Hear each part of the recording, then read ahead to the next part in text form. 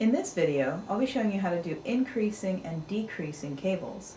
In this type of cabling, all of the increases and decreases in the pattern is actually contained within the cable itself.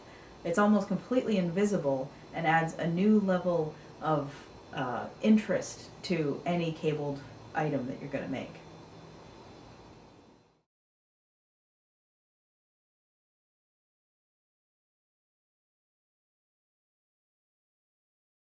In the patterns that I've written that have increasing and decreasing cables, I've made my own chart symbols and things like that with descriptions to describe exactly what it is you're going to be doing. In this demonstration, I just have the standard cable motifs.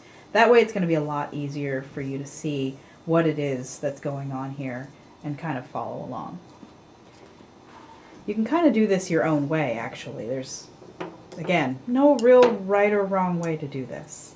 So on one side of this little swatch and on this chart, I have a cable that starts out 4/4, which is this one here, and is going to slowly decrease to 1/1.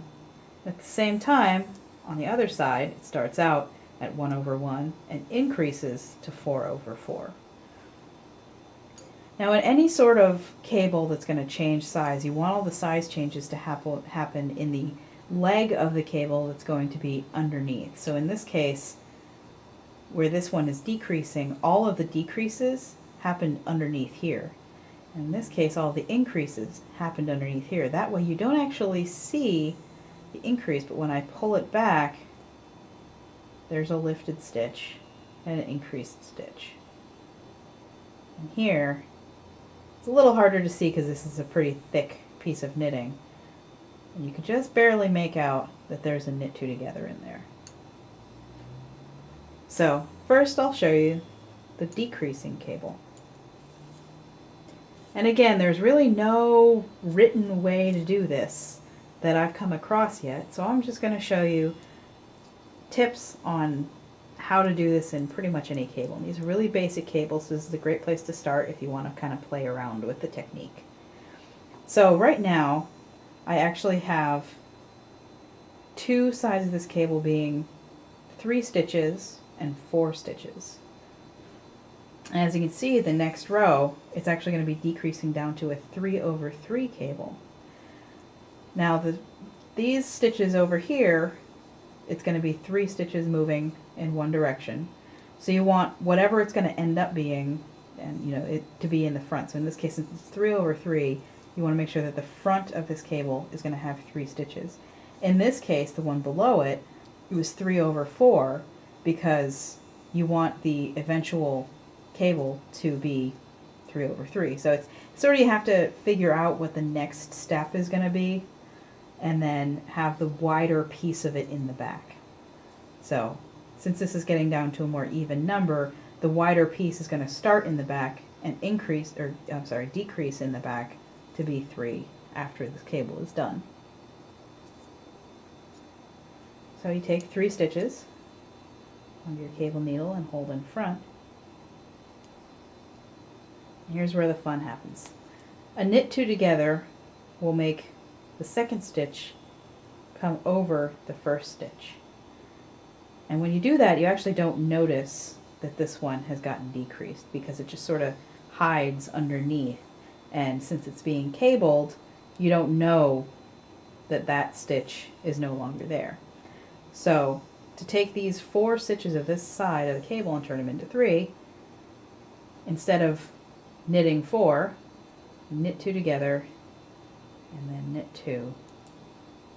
Do your cross and knit those 3 stitches. And all of a sudden you have a 3/3 instead of a 3/4.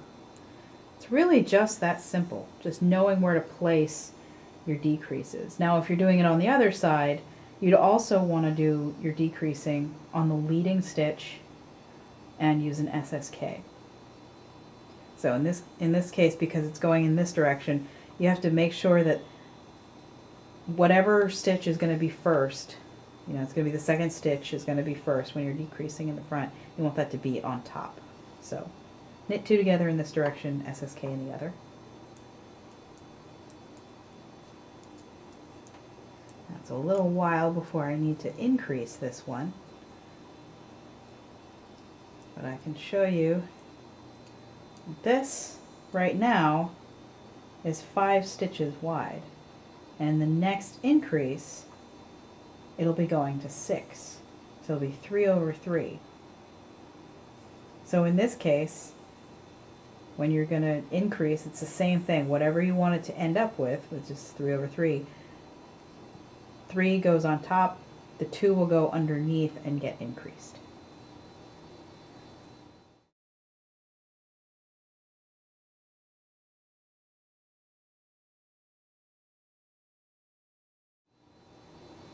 So now, as you can see a couple rows on, this decreased cable is very, very smoothly transitioning smaller and smaller.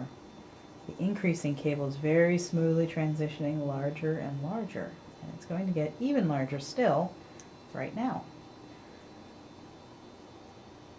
So, of course, in this case, this is going to be a 3 over 3, so 3 over here will be coming forward, and this 2 will become 3.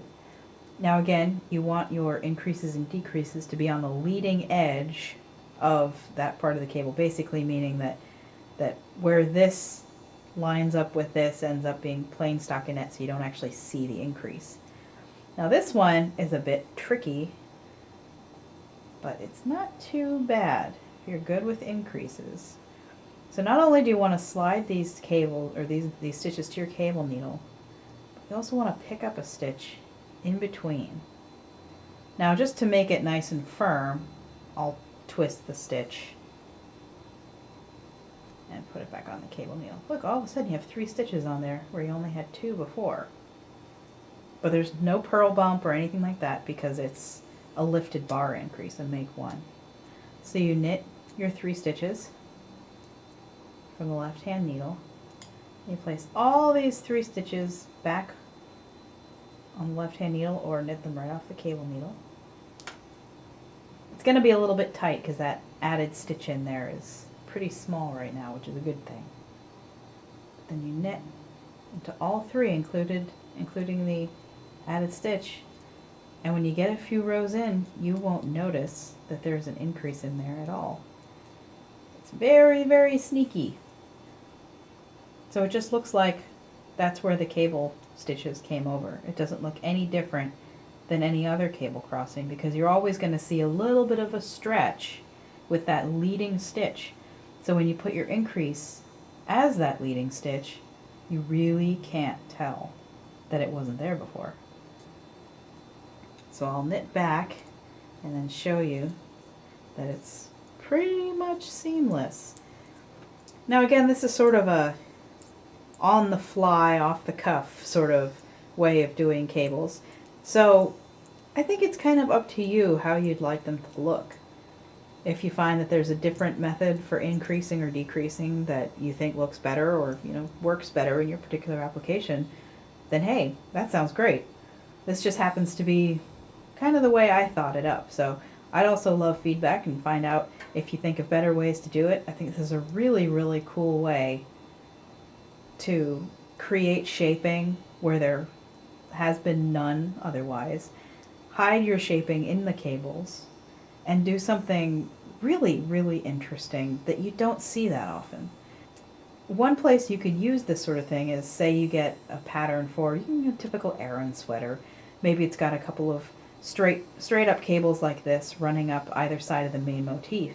But the Aran sweater, as written, is pretty boxy and you actually want some shaping in it. Well, you could decide, oh, I'm going to take this cable and I'm going to make it a whole lot wider at the bottom and actually do waist shaping in this Aran pullover just by changing the size of that cable that's already written in there. So you just add a couple extra stitches at the beginning, increase a couple extra stitches at the end, and you don't really change anything about the pattern itself. So there's all different kinds of ways to use these. It's great for the crowns of hats, yoke of a sweater, you name it. This is a really, really cool thing to do with cables.